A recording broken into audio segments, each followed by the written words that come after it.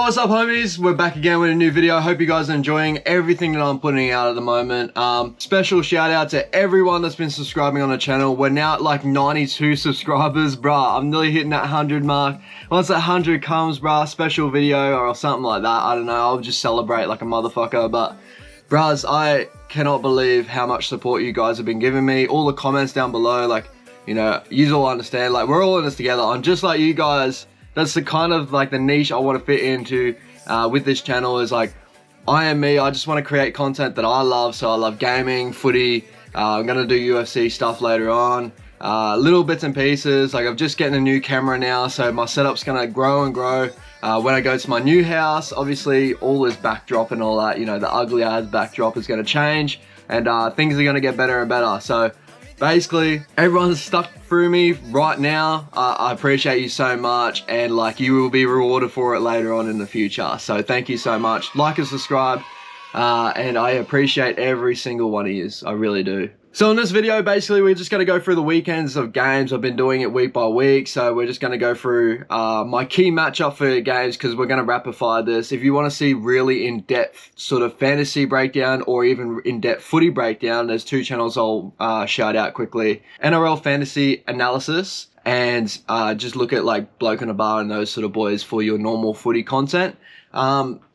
But this is just rapid fire. My so my key matchups of the game. So like, obviously, if like two players play against each other that I really like, and I think that's the one to watch out for, that's what I'll shout out. And then by the end of the video, then my fantasy team will get revealed for the weekend, and who's in, who's out, and really there's no surprises in this one. So, you know, if you want to stay around, stay around. If you don't, you don't. Like and subscribe. Appreciate it. So the first game of the weekend, we have the Rabbits versus Doggies, and my key matchup in this game is Blake Taaffe versus Matt Duffy.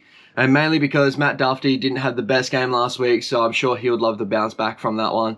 And the Blake Taaffe, he's coming in for Latrell, and I think he's a class player. So in this one, I see the Rabbits winning, but I do also see a world where the Doggies come out and maybe give it to the Rabbits as well. So if you're going with the Doggies, I'd go Doggies maybe 1-12. I don't see him pipping them by like 13 plus. But if anything, I would see the Rabbits winning this one. Next game, we got the Panthers versus Broncos. And with this one, I have Katoni Staggs versus Isaac Tago as my key matchup. Two amazing centers that are going to be killing it. And even if you want to go to the other key matchup, we'll go like Farnworth versus Stephen Crichton, because Farnworth was the informed center for the Broncos. Stephen Crichton, still one of the best centers going around at the moment. But Staggs and Tago, obviously two young motherfuckers that are going to kill it on the weekend. So be excited. They're both on that same side over there. I'm excited to see that matchup. I think the Panthers will do them in this one. I know the Broncos are my second team, my home-based team, but I think the Panthers are just too good at the moment. I could see the Broncos doing it, but without Payne Haas, that's a toughie. Titans versus Eagles. We got Tino versus Jake Trbojevic. So I think those boys are both vital to both teams, you know, through defensive and offensive. Tino especially, he doesn't really get the shine on him at the moment. Well, he kind of does, but, you know, like compared to everyone's talking about Fafita, he needs to touch ball more. Fafita, like this and that, or the halves need to get better.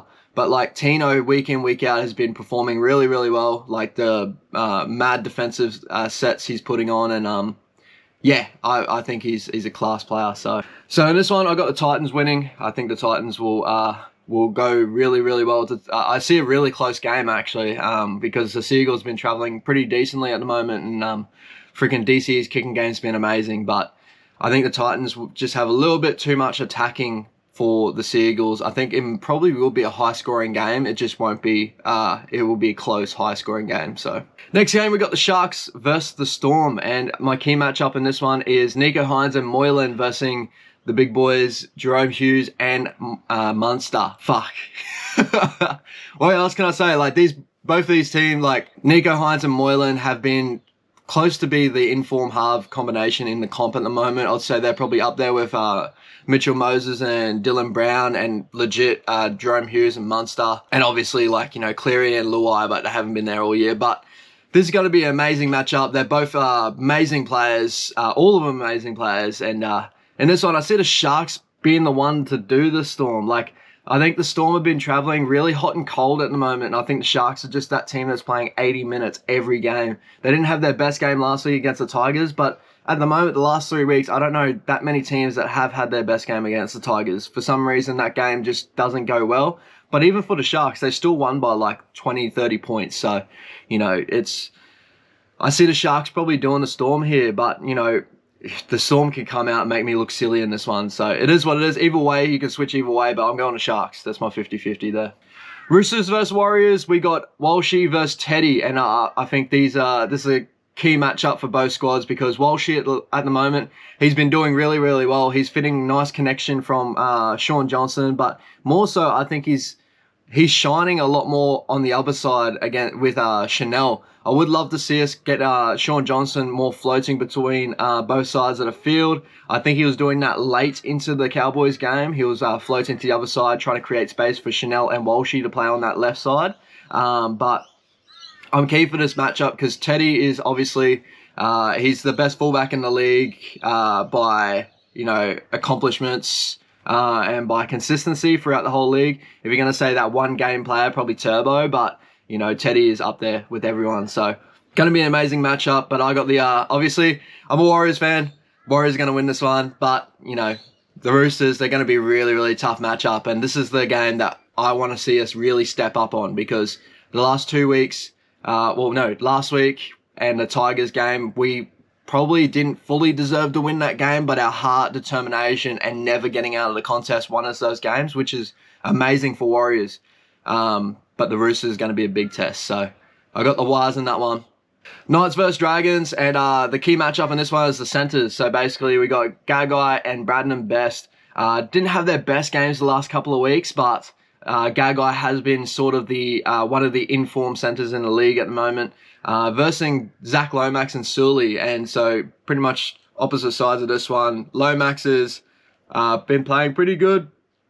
Had a couple of errors last week that, you know, you don't like to see too much, but he's got that deadly flick pass on the outside, and he's been really, really good at the moment. And SOOOO, he's been hot and cold. He is definitely that hot and cold player, but if he puts it together, man, he could be the most damaging center in the league. So that's going to be my key matchup for this game. I got the Knights winning this one. I just see a bit more upside from the Knights compared to the Dragons right now. If the Dragons named people like Sloan and Armone in their starting squad, I would say, like, you know, in their proper 6-1, I would say the Dragons probably have a better chance. But I think the Knights, you know, they're coming off a loss last week that, you know, that game was pretty much really close all the way up till the, 10 minutes to go, and then it blew out like a motherfucker. Where the Dragons, they've just been outclassed. You know, they just need that little bit of spark, and that spark is still not getting put back into the team, so it's kind of tough. But I got the Knights. Eels versus Tigers, the last game of the weekend. We got Hastings versus Moses as my key matchup. You know, Jackson Hastings coming back off that little suspension layoff. Or was it injury?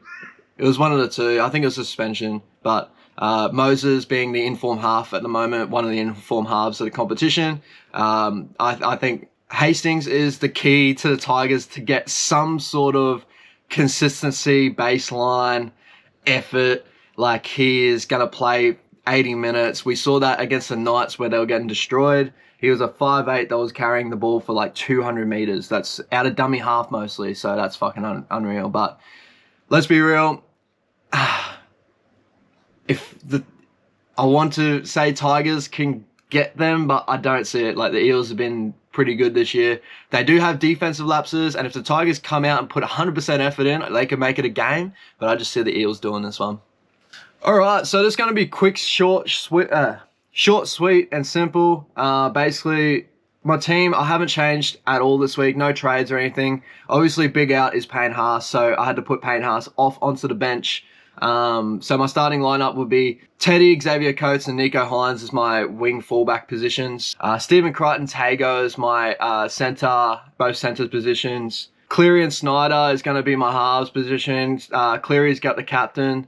I'm happy to see him get the captain this week, and, you know, he's going to be killing it. Nanai and Liam Martin are going to be my edges at the moment. AFB, Max King, and Curtin Mann are going to be my mids. And still, we're keeping Big Randall in there. And I'm starting to think I'm going to keep Randall until maybe Brayley comes back and for the Knights, and maybe put in Brayley. So, because I think Brayley is a class player, and, you know, he's going to be there and thereabouts. Maybe even wait a week off Brayley, because, you know, Randall is still making good coin at the moment. Like, he's at 557k. We bought him for like 300, I think, or two. I don't know. It was one of those ones. So, I would definitely keep him at the moment. My reserves: Kobe Hetherington, Tuolangi, Penasini, and Penne. I think they're all class players there. Penasini is still, like, he's playing on the wing this week, so hopefully he can get a try. I don't know if he'll be able to impact the game. It might be a good idea for me. I may even quickly switch out Cooler for him this week, because I think Cooler's going to be in for a game. Billy Walters is also there I could switch into, because I think Billy Walters is the better 5'8" for the Broncos at the moment. So, you know, we'll put that as what it is. So my emergencies: Payne Haas, obviously out for 1 to 2 weeks. I think it's 1 week or 2, either one. But Billy Walters, Cooler, who I think is going to have a great game if you got him. I got him for 220k, so fuck, man. Hopefully up and up from here. And Wishart, he's been named on the interchange for the Storm. So hopefully he gets a good score and raises his price for us too, so we can shift around some trades and get ready for the Origin season. So yeah, I hope you guys enjoy. There's a couple of questions around my team that I will shoot to you guys. Number one, Stephen Crichton. You know, he's been playing well. I know that comment, someone saying he's a stayer. I'm still on the fence with Stephen Crichton at the moment. Whether I can switch him to my wing fullback position, maybe bring Cooler in when he gets those points. I got a lot of like players that I can switch and change. I got a lot of dual players that I can put into different positions, and maybe put Nico Hines in the halves position with Schneider. But I think Schneider's been performing really well for a rookie half. So I don't know. Comment down below what switches would you make in my team right now? Because I'm kind of in that baseline at the moment where I'm like, or I feel like my team, if they all perform well, there's a 800 plus team. But, you know, they've just been a couple of inconsistent players at the moment. And I think the biggest downfall for me, Teddy is such a great player, but he's not scoring fantasy points at the moment. I think coming to the end of the year, he will. But I don't know if I'm ballsy enough to hold into then. But anyway, let us know in the comment section what you reckon. And yeah, I appreciate you guys all coming through to my videos. We're nearly at 100 subscribers, boys. I really appreciate every single one of you. And yeah, hope you have a good weekend. Peace out. Up the Warriors. Let's go.